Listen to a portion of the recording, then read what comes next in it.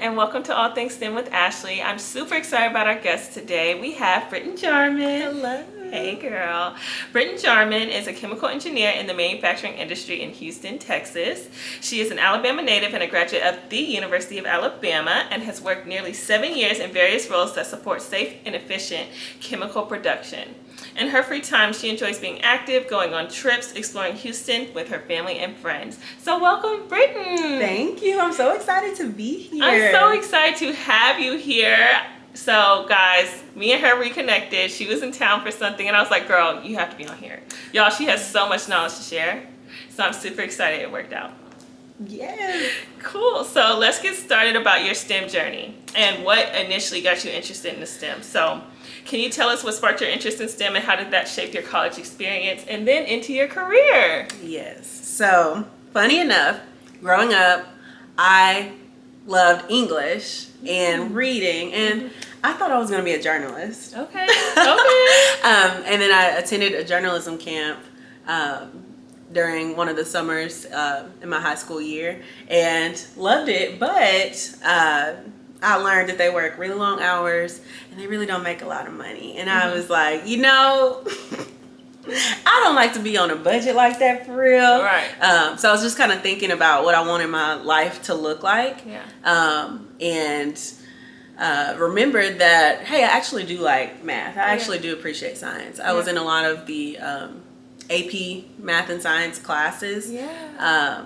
And so I had an appreciation for STEM fields.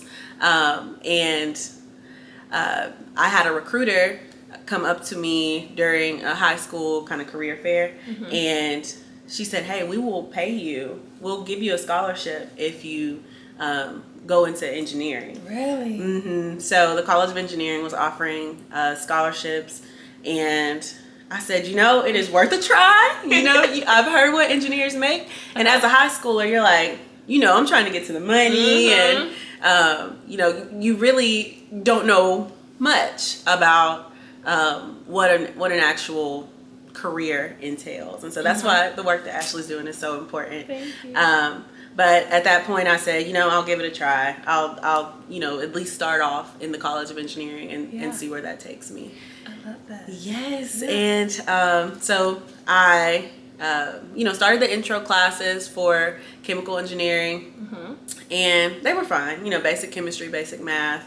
Then they started getting harder. And I was like, do I even like this for real? Like, I had wanted to be a journalist. Like, this is different from what I saw myself doing at some point in my life. Yeah. And that is where co-oping really took over when it comes to career aspirations and helped to define how I wanted my career to go. And I'm sure we'll talk about that later. But yes, my co-op experience was where I actually fell in love with kind of the chemical plant environment and where I saw so many possibilities for my career. Awesome, Brittan. That's wonderful. Thank you. Were there any challenges you faced during your STEM journey that made pursuing a STEM career difficult? I think the general challenge is learning how to be an adult. I think we all go through that in college, but just kind of realizing that your bubble of protection that you had in high school is not there anymore. Right. And kind of coming to terms with the fact that life really is gonna life. You know, I think that's our first introduction to that idea that life be lifing, and we've got to prioritize and balance all of our little actions in life. And so, that's just a general challenge that I think manifested itself several different ways throughout my STEM journey. Right. Because as a college student, you want to be involved in college life. You have to learn how to study. Yes. And that was a big challenge for me. I often say that my degree was like my first very hard thing that I had to do. And so you really had to like lock in with yourself and say, okay, what are the things that I struggle with? So I think one challenge would be, becoming self-aware, knowing where you're faltering as a result of that bubble kind of falling off. Yeah. And also knowing what's important to you, knowing how to prioritize. Yes. That was a big deal for me. Major key. And then the biggest challenge that I've taken into today is learning how to take my L's gracefully. Yes. I think that is something that college has to teach you. Yes. You know, things are not going to go your way. You might have to withdraw from a class. You might have to withdraw from 2 classes in a semester. You might have to retake a class 2 or 3 times. Right. You're not going to, you know, be able to do some extracurriculars that you want to do because you've got to prioritize your schoolwork. Right. So just learning how to ebb and flow with life and recognizing that most things in life are fixable and you're going to be okay. Yeah. As long as you know how to manage and stay above water. So I think those general challenges were key to getting through my STEM journey. That's so good. Mm-hmm. Now from that, can you give us an overview of what chemical engineering is and what it entails? Yeah, so chemical engineering is different from the other disciplines in that obviously it takes chemistry and combines it with like math and biology and even physics principles and allows you to design and optimize and operate processes that create chemicals that we need, that we use on a day-to-day basis from raw materials. So yeah, it's nice to see something so small, so like a set of chemicals turn into something really important that we need on a daily basis. You know, like we use lots of health and beauty products, soaps, Germex, even down to like the materials that are in our cars. All of that starts somewhere, and so you've got to kind of just combine various aspects of science and math together, and it's nice to see that operating at a full scale every day. But chemical engineers don't necessarily have to do what I do and work in a plant. Chemical engineering is such a broad field. There's engineers in food science, there's engineers in patent law, pharmaceuticals, oil and gas, energy, all of that. That's awesome. And we can also support these processes through various functions. So a lot goes into chemical engineering. There's safety, there's supply chain, there's maintenance. So it's easy to get in and find something that you like. You'll find something as you're kind of like watching yourself maneuver through the chemical business, whichever one you choose. So that's really good. That's one of the great things about chemical engineering, because you can work in multiple industries without having to change your degree. And that's why I chose metallurgical engineering, because it's similar to chemical. And you can be in multiple different industries without having to go back to school. If you want to pivot, you can go be in car manufacturing, you can go be in the aerospace industry, you can go be in, like you said, food science, or even like making the contacts and materials for that, or prosthetics and medical devices. Like, you can literally have a lifelong career without having to go back to school to learn new things. Right. Like, well, to get a second degree, you can still get new certifications, but I'm saying it's super versatile. And people don't know that. So I'm glad you got to share that. And that's helpful to know when you're just a high schooler. You're like, I don't know what I want to do with my career. Choose something that is broad, that allows you to kind of explore different skill sets that you know that you want to use in your career in the future. I love it. Thank you. Yes, of course. So now I want to ask, did you participate in internships, research, or extracurricular activities that prepared you for your first job? Yes. I was part of the co-op program at the University of Alabama, and that made all the difference for me. I mentioned earlier that, you know, I started the intro classes for chemical engineering, and as I was getting into things like unit operations and material balances, I was like, I don't know. I need to see this in person to see that it's really, you know, valuable, really making a difference. Otherwise, I'm going to have to pivot. So I started co-oping at a company that had a plant fairly local to the university, and had various plants all around the Southeast. And that was a big key because I was able to do some traveling throughout my 3 terms with that company. And that just kind of broadened my perspective around what chemical plants look like, what is the dynamic in a chemical plant, because it's pretty interesting. It's a practical environment that still has lots of regulations and systems in place to manage change. So you've got some structure, but you also kind of have that like, let's do it, let's get it done mentality. And I really enjoyed that. And I also enjoyed the way that various functions come together to turn something small into something huge. So you've got to communicate with operators, managers, maintenance, supply chain, leadership on a daily basis. You're talking to various functions. They're all speaking kind of a different language. Right. And so learning how to speak all those languages and helping to create a cohesive environment that produces the materials that you say you're going to produce. That was fascinating to me. And that's what gave me the drive to keep going in my classes. Yeah. When I'd get to something like fluid dynamics, I'd be like, oh, like I've seen this type of piping before, in my co-op experience. And I understand a little bit about hydraulics. I've done some hydraulic modeling. So things like that. Just being familiar, even in the slightest, with what you're studying. Yes, and it's like, like I know what I'm going to be doing with this information in the future, and that was key to me. I don't know where I would have been if it were not for my co-op experience. So I'm a proponent of the co-op program. Like, definitely do that if you can. That. Thank you. Brittan, thank you for explaining how your co-op was and how it helped motivate you through your classes. Can you also explain to us what a co-op is and, how it works with your schooling? Yeah. So co-op stands for cooperative education. So how it typically works at universities is you will take a whole semester to go and work.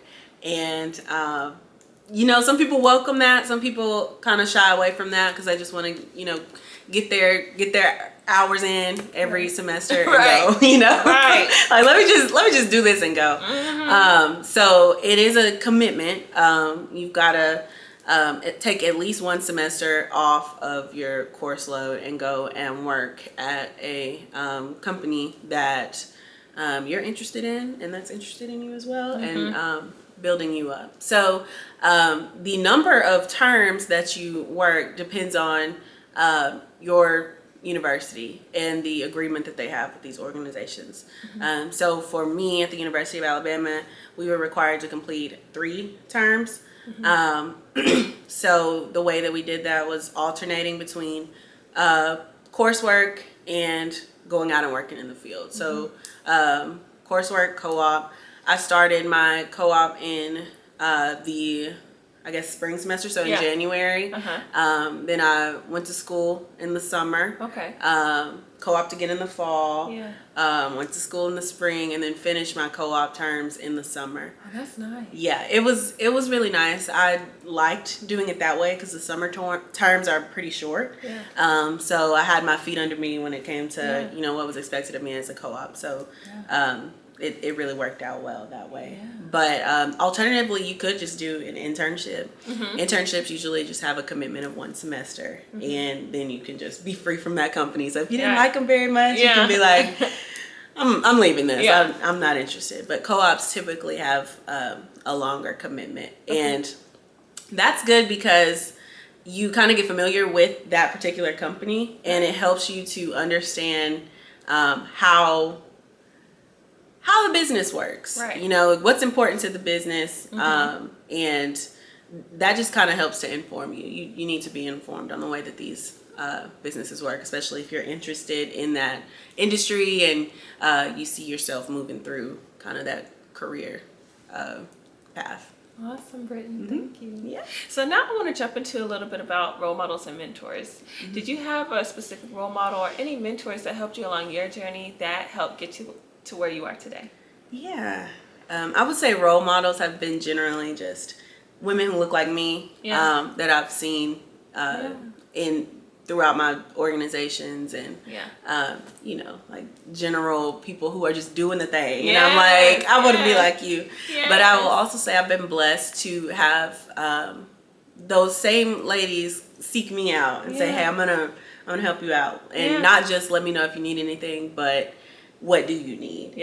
And I have one that was really special to me. Her name is Lynn, and my first year as a chemical engineer, she'd stop by my cubicle. She'd be like, hey, we're going to lunch, like you need to come out and meet some people. And she just kind of helped me to understand the inner workings of my career beyond just going to work, doing well, you know, meeting my objectives for the year and going home. She showed me that it's more to that. A career, there's more to a career than just doing your work and going home. So she kind of preached to me about the importance of speaking with people, building a network, you know, going to lunch when you don't feel like talking to these folks. You know, you just got to get your work done. She, you know, took me around the city. We went to church. We went out to eat. And there was even one specific time where we were out eating, and she was pretty high up in kind of our hierarchy. And a unit called her with a significant safety concern and a proposal for how to fix it. And she kind of went through that thought process while we were sitting at the table, and made her decision, kind of used her engineering judgment, and I got to witness that process. And then she turned to me and was like, so what do you think about this? Ma'am, I'm 22. Like, what do you mean? But just valuing my words and my experience as an engineer so early on was key for me. It kind of built my confidence that, oh wait, I am a chemical engineer. I am responsible for this type of work. And just that empowered me. That made me feel confident in what I was doing, and just kind of helped me to take ownership of my career. So she's a great example of a mentor, and you know, she always keeps me grounded in that way. I love that. That's so special, and it's needed, and it helps when it is someone that looks like you that has lived through it, that can help you say, this is what I wish I had done. That's what this channel's about. Like, hey, what did we wish we knew coming into it,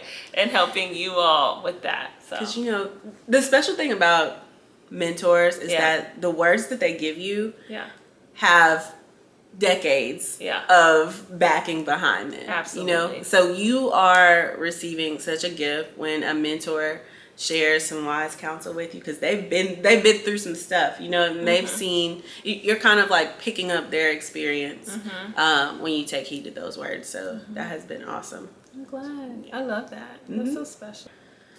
So now, Brittan, we are going to transition from the college to career space, and I have some questions about that. So can you describe your journey from graduation to securing your first position in the industry? Yes. So another plug for co-ops. So during my third and final co-op term, I had finished my final presentation, and the recruiter over the co-op program came up to me, and she was like, where do you want to go? So we've got, you know, 5 different plants across the Southeast. What are you interested in? Where do you want to go? Because we're going to place you somewhere. And I remember being so thankful, because my friends were kind of going through that process of trying to find a job, doing multiple interviews. And I was getting an offer from a company that knew me and knew the work that I was capable of doing. And though I still went through the interview process with them, I was comfortable and knew what was expected of me. And that is how I was able to kind of transition peacefully out of the college space into a career space without the stress of, you know, all the career search stuff. That's wonderful. Yeah, it was awesome, and I'm so super grateful, because I would have been a nervous wreck interviewing and all of that stuff. And you know, if that's the case for you, you'll get through it 100%. But know, the co-op had a plug. Yeah. Made it really easy. I love that. I'm gonna say. Yes. awesome. I love that. So now I want to get into what challenges did you face when transitioning from an academic environment to the professional world? Because I think that's something that's not talked about enough. It is very different. And if you don't have mentors like Lynn, you're trying and failing until you get that mentor. Yeah. So can you tell us about that transition for you and things that may have helped you? Yeah. I'd say one of the biggest things that I had to kind of unlearn once I was kind of stepping into the professional world is that there is not another next step set up for you, usually, after college. You know, up until college, we're like, okay, I know what I'm going to do next. You know, I'm going to graduate. I'm going to pursue this major. I'm going to do this internship. You know, like there's always something that's kind of set up for you. Right. When you get out into the real world, you're just you have to make it. You're a little fish in a big pond, and you have to decide where you want your career to go. Absolutely. And I learned that by joining a professional organization, which is something I would recommend. I joined the Urban League in Houston. As soon as I touched down in Houston, I said, I'm about to make some friends, you know, I'm about to network, you know, just eager, enthusiastic. Yeah. And I was looking around at the people that I was networking with, and I realized I didn't know their ages, but, and they seem like, you know, we seem to be on the same level. Yeah. When it comes to just life, you know, where we're at in life. And then come to find out these people that I was hanging out with, doing service with, going out to, you know, party and stuff with, they were 20 years older than me. And, you know, they had kids and stuff. Yeah. And I was like, wow, that really helped me to kind of deprogram some of that expectation that I have to have my life together by a certain age, because they were doing well for themselves. Right. They had just done it their own different way. Route. Yeah. So I'll say kind of take that expectation off of yourself, because it's not, it's not like a stair-step ladder in the real world. No. But with that being said, you now have the freedom, you now have the reins. So if you were interested in continuous improvement, for example, get a certification. Look into what it would take to get a certification and kind of route your career in that way. And do all of that exploration with the knowledge that you can change your mind. Yes. You can change your mind. Yes. You don't have to silo yourself. Just kind of go after, you know, what makes sense for you to go after based on your interests and what's available to you. Maybe your job has some kind of financial aid program, so you can pursue another degree if you want, or maybe they have certifications that you can use to build your resume up. But just continue to add to your resume. Make sure you're doing that, and the rest is up to you. I love it. Yeah. So thank you. So, in what ways has the rise of AI and automation impacted your role or industry? You know, I have an interesting perspective on this because I work in Houston, which is kind of a hub, you'd say, for engineers and just like chemical manufacturing in general. These plants have been around for hundreds of years. Like lots of them are old, okay, creaky and old, and that's why it's important to have maintenance departments, because this stuff anyway. So we as an industry, in my opinion, have been kind of slower to adopt AI, just because we don't necessarily have the digital infrastructure for it. A lot of our control systems don't have ways to integrate with AI. Okay. And I'm just speaking from, you know, my perspective where I've worked. Right. There are probably new plants that I know for sure there are newer plants that are digging into AI and looking for ways to integrate that. But by and large, you'll find that, you know, your DCS isn't set up for AI. Right. So one of the ways that I'm seeing AI break into my industry personally is through you know, like Microsoft Copilot, and we have our own kind of chatbot assistant, you Yeah. know. So people are using it currently to just work smarter, not harder. You're right. So helping with crafting emails and setting up outlines and things like that. So that's where I'm kind of seeing it poke its head right now. Okay. We've got to be careful when it comes to cybersecurity. So there's a little bit of hesitancy, but I think in the next, decade or so, there will be major transformations as a result of AI. I love it. Okay, cool. So how do you leverage AI tools to enhance well, you talked about that in Innovation at Work. Okay, well, what advice would you give to recent graduates about integrating AI skills into their career development? Ooh, that's a good one. I will say AI is the artificial intelligence, but you are the real intelligence. Yeah. So you have the skills, you have the nuance, the people experience that is needed to, really make the big changes. So let AI be your assistant. For example, if you know that you're not the best at writing emails, for instance. This is just a simple example. If you know, like, my grammar ain't all the way there, I need a little help. Instead of asking, your AI chatbot to craft an email for you time after time, why not ask AI to create a template for you instead? That way you don't stop learning and you have that knowledge, and you eventually learn how to craft your own emails, I love that. And you can build upon that knowledge. So, like, it should be a tool for us to get smarter and us to become better engineers. So that would be one piece of advice that I have. And also, the digital age is growing, like, rapidly. So if you have the opportunity to get involved with a project that is integrating AI, 100% do it. Yes. Do it. Because it's all about, increasing the skills on your resume. Yes. You want to be marketable. You want to have a diverse perspective. And so jump on things that are all the rage, 100%. Yeah. Awesome. Thank you, Brittan. Oh, you kind of spoke on this a little bit about continuing professional development even after you're in your career. So how do you continue professional development even after you are in your field, as you mentioned? So what are some things that people can do to stay, current and keep growing?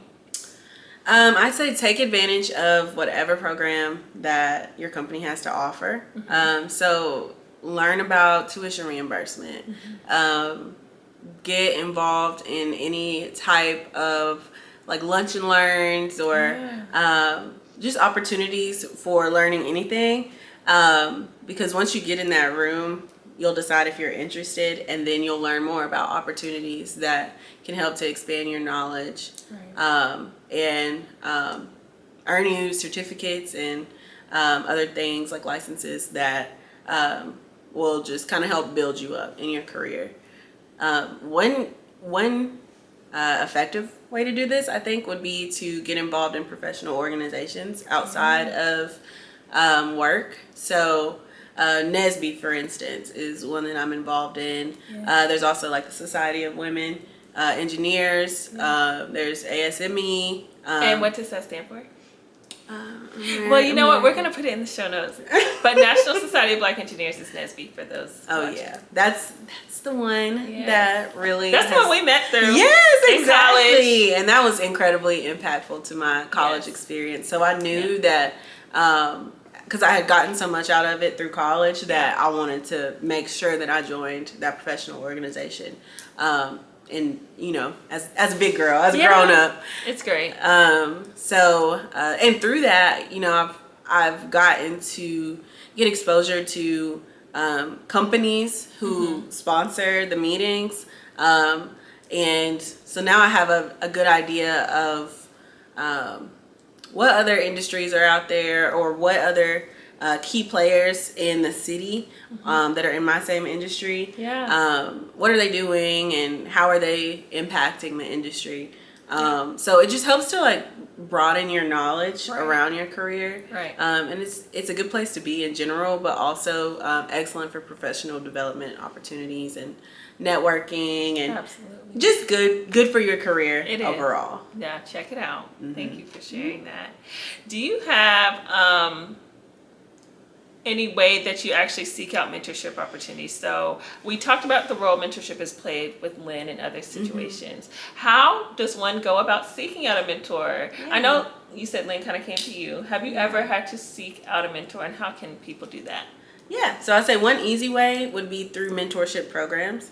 So my organization has a mentorship program kind of built out. So I get to mentor co-ops, and then there are other opportunities for mentorship there.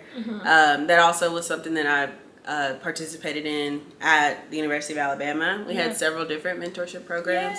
And it so happened that one of my mentors through that program worked at the company that I was co-oping for. Wow. So he got to offer unique advice to me that was super impactful during my first few years at that company.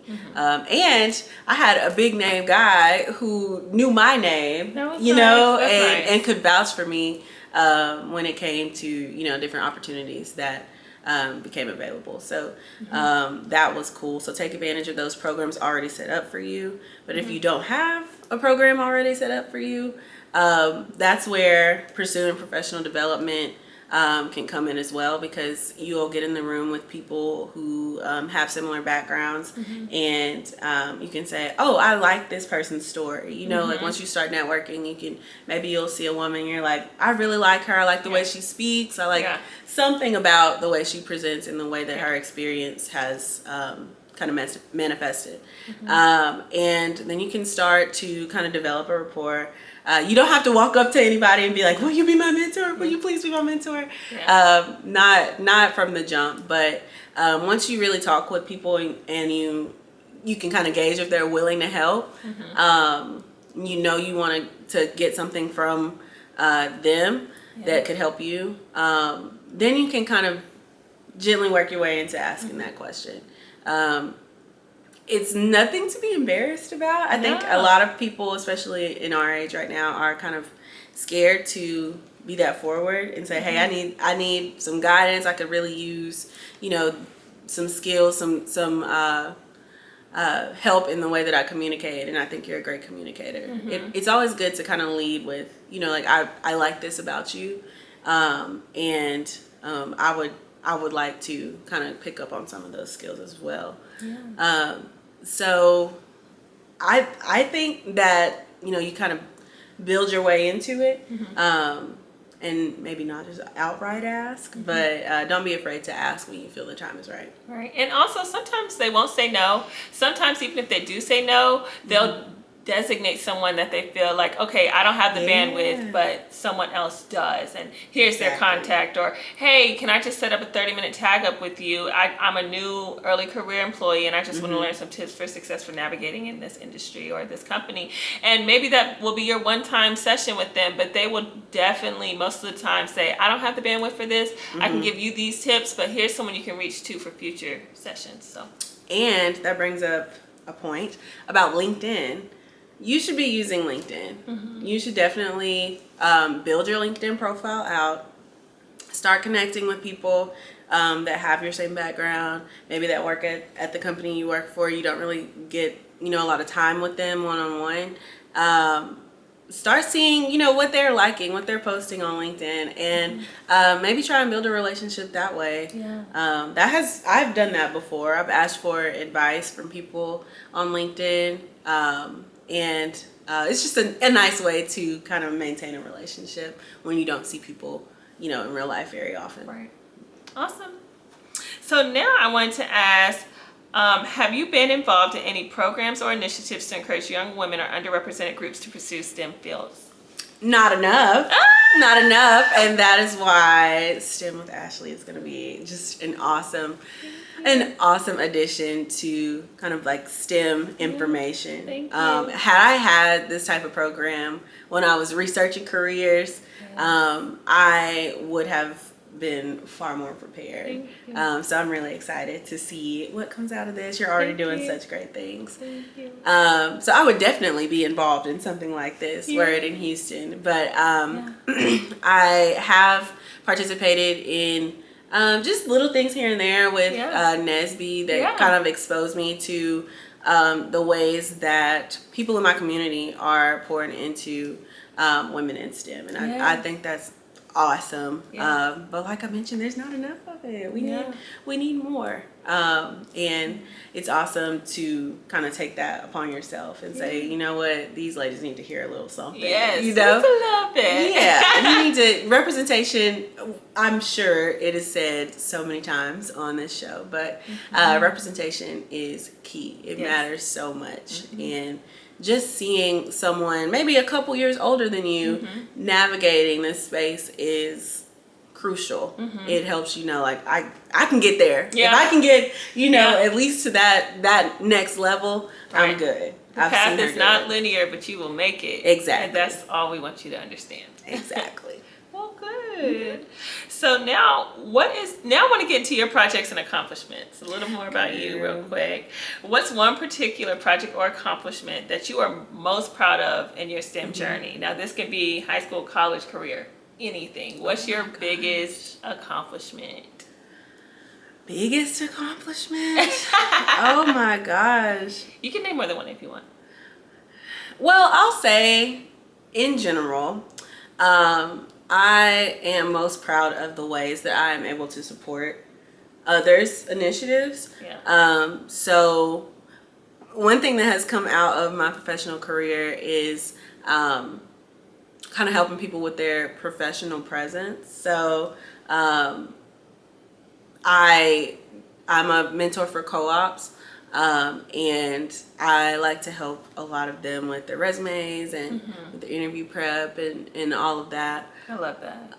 It is so important. It is. And the kids these days are, you know, they're trying. Yeah. They're trying. They get a lot of flack, but the ones that are really pursuing these degrees, they need some assistance. So yes, proud of the way that I can support the youth and also just my colleagues in general, just by providing some guidance and kind of leveraging my own experience. But when it comes to like more technical things, I think I've been most proud of trials that I have led and supported. So I've done several trials of things like chemicals that can inhibit polymerization or trials for like new equipment that is going to have big financial impacts for the company. Being part of exciting, innovative, new projects is always awesome, and it takes all hands on deck for that. And so I'm always proud of what I can get accomplished and how I can help to push the team forward that way. I like support roles. I like to, and I think Black women especially are good in that I guess aspect of careers. We're always gonna kind of be backbones and support an organization and kind of fill in the gaps when they're not necessarily noticed. So I've been enjoying that. That's kind of my favorite part about my role. I love it. Thank you. So now I want to ask, looking back, is there anything you would have done differently during your transition from college to your career? I probably would have. I think I was pretty active, like extracurricular wise. I was in the Urban League. I was in NSBE. But I would have added more structure to my routine. You know, once you get out of college, you're like, oh, I'm free. I can have dinner at 10 p.m. if I want to. You know, I can go to bed at 3 a.m. if I want to. It's gonna hurt in the morning, but I can do what I want. But you can do it. Yeah, you can do what you want. You know, like you don't have anything like you have free will. You can exercise your free will. But I think that I would have put more structure in my day, maybe had a good bedtime, and stuck to it, and just started building out a routine, like working out, meal prepping, all of that earlier. And, I'm coming into that now, and I've got my routines now, 7-8 years later. Yeah. But there's just, I would be, a few more years ahead on, knowing how I like to work out, what I like to meal prep, all of that stuff. Yeah. And also my sleep routine right now is, it's great. It's great. But I just think of all the hours that I could have slept so wonderfully. Same. Like, you've got to live your life, but also just understanding, one day you're going to have to get into a routine. Yeah, balance. And understanding what that looks like out of the gate is obviously going to help you. So that's good. That's probably what I would have done differently. I love that. That's really good. So, what are your current professional goals, and how did your early career experiences shape those goals? That's a good one. So when I co-opted, I knew that I wanted to be in a role that supported manufacturing operations, but I knew that eventually I would want to kind of shift to indirect support versus directly being in the unit, supporting day-to-day operations. I would want to do like more long-term strategy work. So I learned that early on, and I was able to use that once I started working and start talking to people who had done that type of work.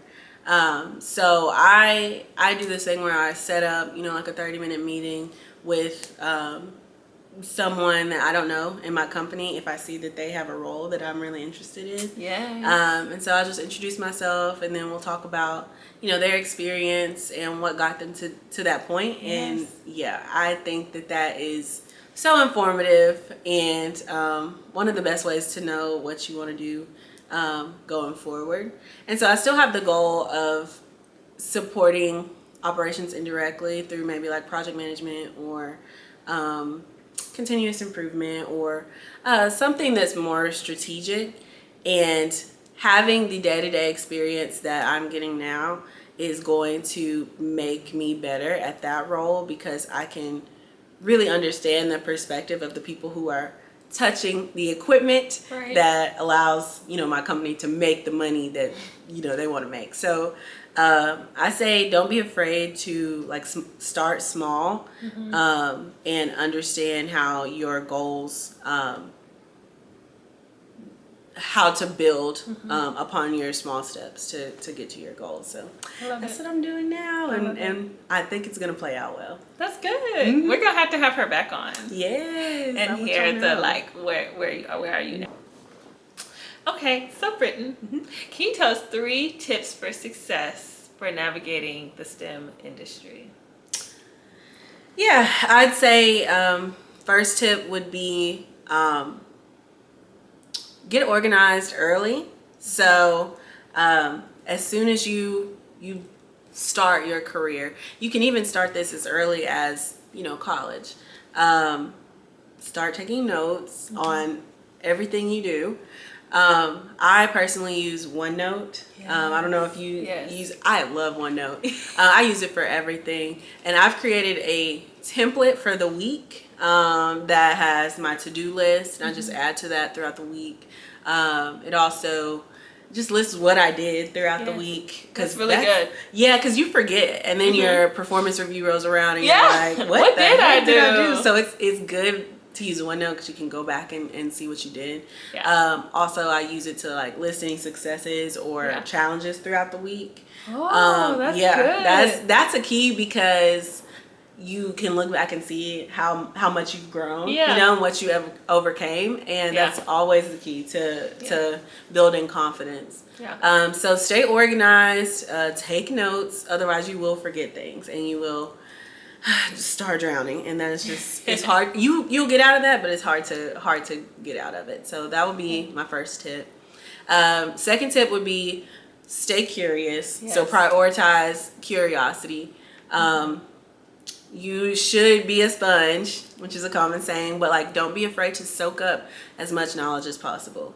Even if you know you're not crazy about, like a STEAM training session, just go, be there.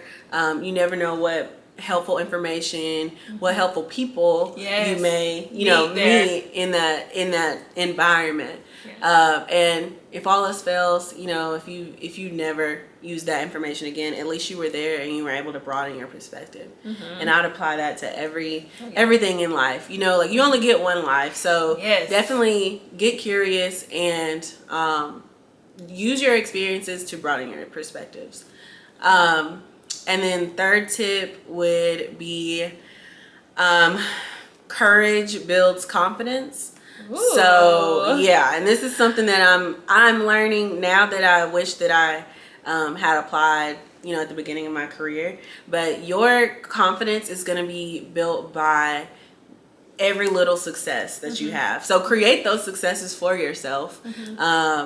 So like, set small goals that will that you can accomplish, and then over time kind of make them a little loftier, more goals. Challenging. And have the courage to do something that you've never done before. Have the courage to take on something big. If it scares you, that's great, because it's going to be courage on the way up and confidence on the way down. Oh, wow. And yeah, right. But so you become more confident with everything that you are willing to courageously go through. Right. And so that's something I'm still learning, especially, as a Black woman working with people who don't look like me. You don't want to be wrong. You don't want to say the wrong thing, but you got to be courageous enough to, take that risk of being wrong. You're never going to be 100% right all the time. And no one is. No one is. Yeah. So you kind of have to expose yourself to those things, being wrong, making wrong decisions, having to pivot.